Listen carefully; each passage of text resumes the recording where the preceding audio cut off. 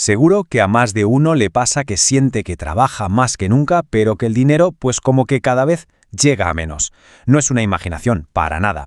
Hoy vamos a destapar las reglas ocultas de este juego del dinero para que se entienda por qué pasa esto y, sobre todo, qué podemos hacer para empezar a ganar la partida. Es la pregunta del millón, ¿no? La que nos hacemos todos cuando vamos a llenar el carrito de la compra, cuando vemos el precio de la gasolina o cuando se nos pasa por la cabeza mirar pisos. Parece que todo sube y sube a un ritmo que es, sencillamente, imposible de seguir. A ver, pongamos un ejemplo muy concreto para que se vea claro. Un coche. Allá por 2016 te podías comprar un Dacia Sandero, el modelo más básico, por unos 6.000 euros. Hoy, ese mismo coche, el más básico, cuesta 13.000. Es que es más del doble en solo 8 años. Y ojo, que esto no es un caso aislado, es lo que está pasando con todo. Y aquí está el meollo de la cuestión. El coste de la vida, desde la casa a la comida, se ha disparado, pero los sueldos con suerte se han quedado igual. La brecha entre lo que cuesta vivir y lo que ganamos es cada vez más y más grande. Venga, vamos a hacer un pequeño viaje en el tiempo para que se entienda la magnitud de esto. Mirad, esta es la nómina de un electricista en Madrid en el año 82. 62.000 pesetas. Al cambio son unos 372 euros. Hoy nos parece una cifra de risa, claro. Pero ojo, que la cifra es casi lo de menos. Lo realmente increíble es lo que se podía hacer con ese dinero. En el 82, con ese único sueldo, una familia podía comprarse un piso, un apartamento en la playa y criar a 3 hijos. Hoy, con 372 euros, estás por debajo del ingreso mínimo vital. Es imposible sobrevivir. El poder de compra sencillamente se ha volatilizado. Entonces, ¿cuánto debería ser ese sueldo hoy para tener el mismo poder de compra? Pues si ajustamos esas 62.000 pesetas a la inflación media real que hemos tenido en España desde 1971, que es más o menos un 6% anual, el sueldo equivalente de aquel electricista debería ser de más de 5.000 euros al mes. 5.000. Ahora, que cada uno lo compare con el sueldo mediano de hoy. La diferencia es una auténtica locura. Y claro, esto nos lleva a la gran pregunta. ¿Pero cómo hemos llegado hasta aquí? Pues esto no es casualidad, no es un accidente. Es el resultado de un sistema monetario que funciona con unas reglas del juego que la mayoría de la gente simplemente no conoce. Vamos a verlas. El concepto clave que hay que entender es este: dinero roto. Nuestro dinero, el euro, el dólar, está por diseño programado para perder valor. El sistema funciona creando constantemente más y más dinero, lo que provoca que el dinero que ya tenemos en el bolsillo valga, lógicamente, cada vez menos.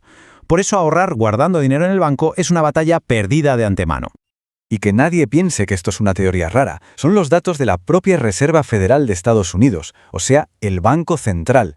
Desde principios del siglo XX, el dólar ha perdido el 99% de su poder de compra. Es un goteo lento, silencioso, pero a la larga es absolutamente devastador. ¿Y cuándo se rompió todo? Pues el momento clave fue 1971.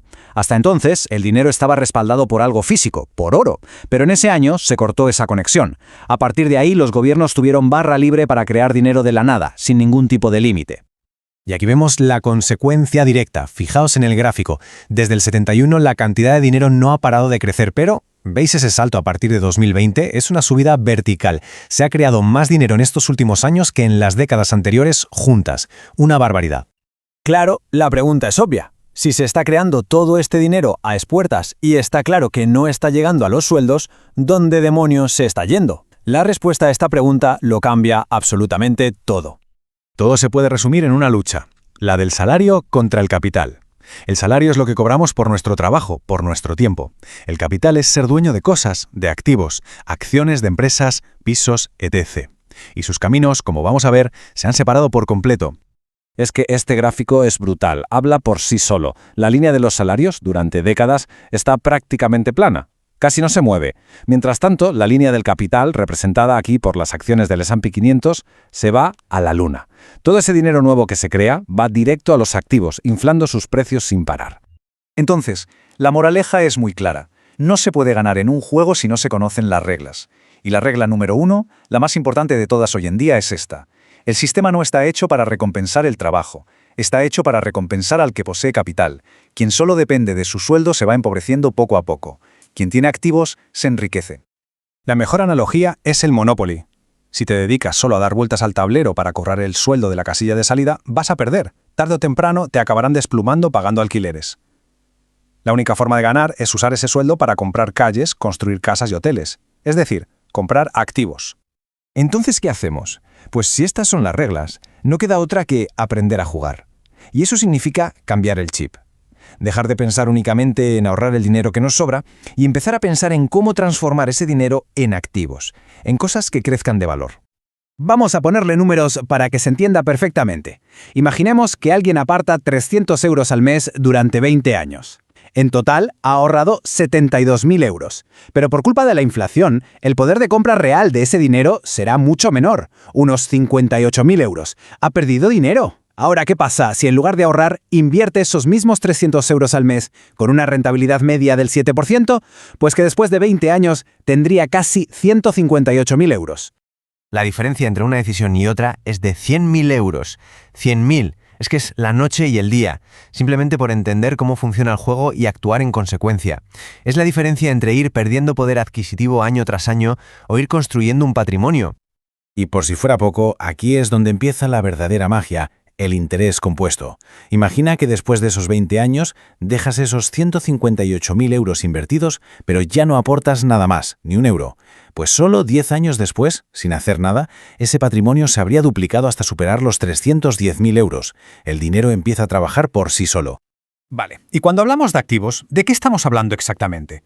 Pues hablamos de cosas como acciones de empresas, que se benefician de la inflación porque suben sus precios, o de inmuebles, el refugio de valor clásico, o incluso de activos como el oro o el Bitcoin, que están fuera del control de los gobiernos y los bancos centrales.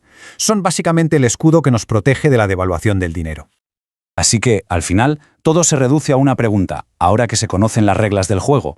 ¿Qué papel se quiere jugar? ¿Seguir siendo una ficha que se mueve por el tablero, cobrando un sueldo que cada vez compra menos cosas, o convertirse en un jugador que usa ese sueldo para comprar activos y construir su propio futuro?